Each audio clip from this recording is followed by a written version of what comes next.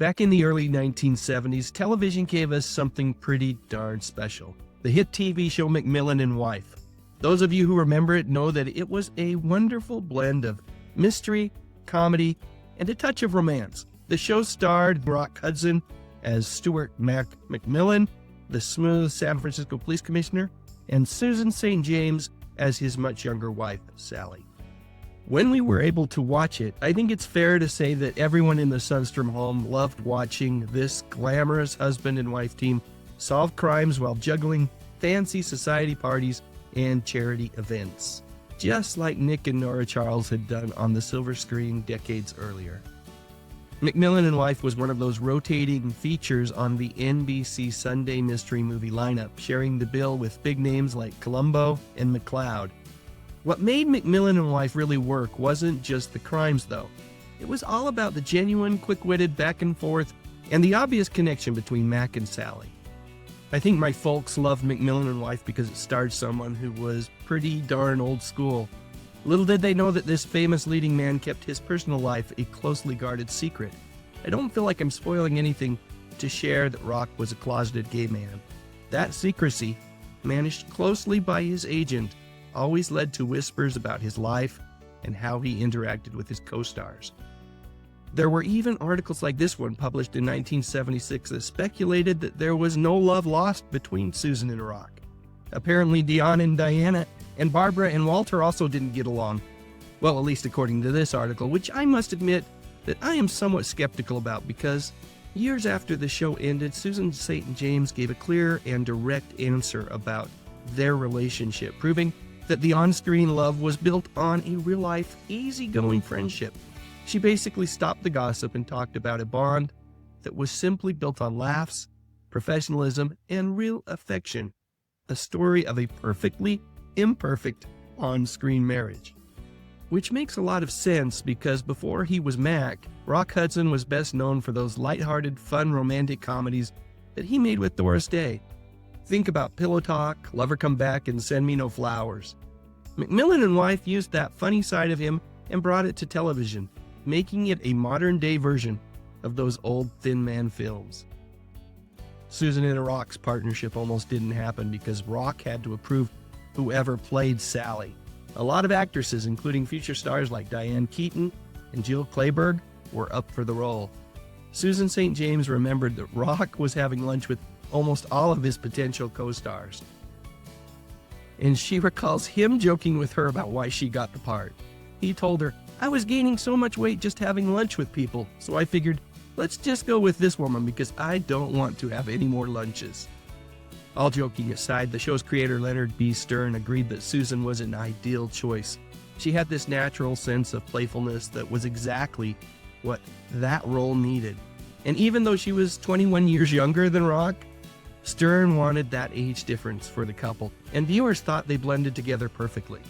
So when you have a show with a romantic element to it, people naturally wonder about the kissing and the on-screen affection, especially given all those rumors way back then about Rock's private life. This is where the story got complicated.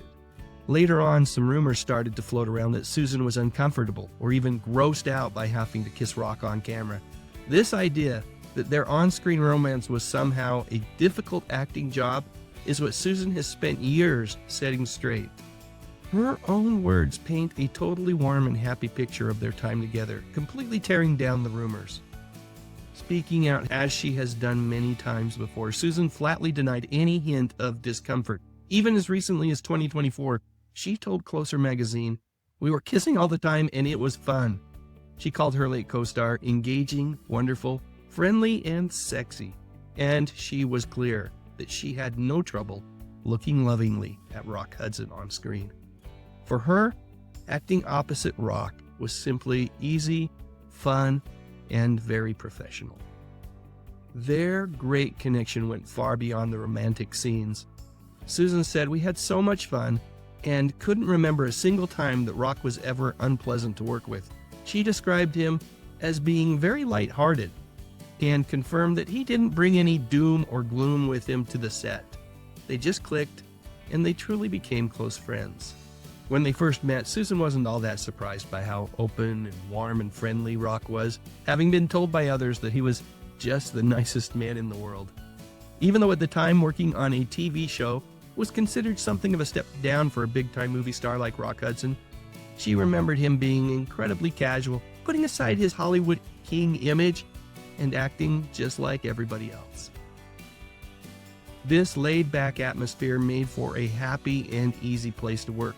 Their co-star John Schuck, who played Sergeant Charles Enright, agreed that the real affection between the actors crept through on screen. John noted that Rock treated everyone as equals and set a tone of joy and ease. Rock was even extremely loyal, once threatening to quit if a slow-working member of the crew was fired. For 5 seasons, McMillan Wife was a big success due to Susan and Rock's on-screen chemistry. But the ride ended when, going into the 6th season in 1976, contract talks broke down, and Susan, along with Nancy Walker, left the show. To explain Susan's sudden absence, the show was radically changed and simply renamed McMillan. The character of Sally, along with their young son, was killed off in a plane crash. Losing Susan and Nancy caused the show to lose some of its magic, and the 6th season was the show's swan song. I'm not going to try and gloss over the fact that during the 5 years Susan and Rock worked together, there weren't some ups and downs. That's just real life, folks. However, the friendship between the two was an enduring one, even though after McMillan Wife ended, there were a few years where they didn't stay in touch. I submit to you this picture from 1984 when Susan attended a tribute for Rock in Atlantic City shortly after he'd had open-heart surgery. According to this story that I found in the Philadelphia Daily News, the nicest moment of the evening came when Susan greeted Rock, which culminated with him giving her an enormous bear hug. I have to believe it was a special night for the two of them, and that their reunion and the conversation that ensued was effortless. In July 1985, Rock revealed his AIDS diagnosis, becoming the most famous person in the world to do so at the time, and ultimately drawing crucial attention and money to the disease.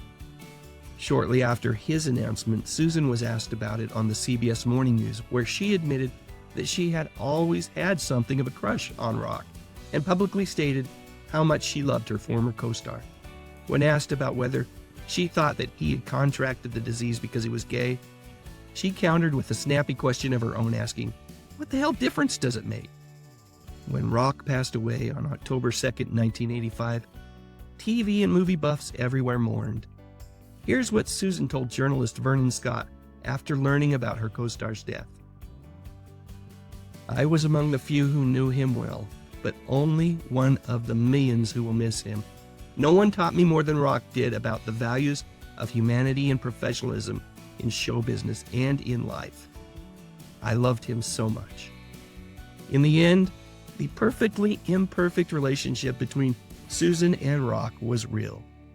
Despite all the rumors, contract problems, and the profound sadness of Rock's final months, I think it's fair to say that the truth about Susan St. James' relationship with Rock Hudson was that they were indeed the truest of friends.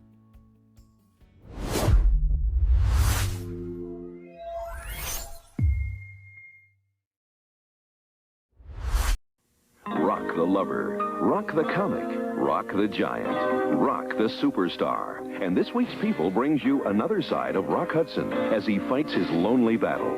Then, a new star rises as Michael J. Fox goes back to the future. Next, People specials about Cyndi Lauper's sister, hoping to be mayor of Phoenix, plus the man who fished up a $400 million treasure, and much, much more. This week, follow Rock Hudson's long career in People magazine. The new TV Guide takes an appreciative look at a not-so-odd couple. Hi, I'm Jane Curtin. And I'm Susan St. James. We're Kate and Allie. We're on the cover of TV Guide this week. It's a great picture of you. I didn't like what I had on. My first outfit was better. Yeah, but at least your hair looked good. We're really very good looking in person. Yeah, so buy TV Guide, but remember, we're much better looking. We're even better looking than this. It's the Kate and Allie Show in the new TV Guide. You are special. You didn't have to do it, but you did.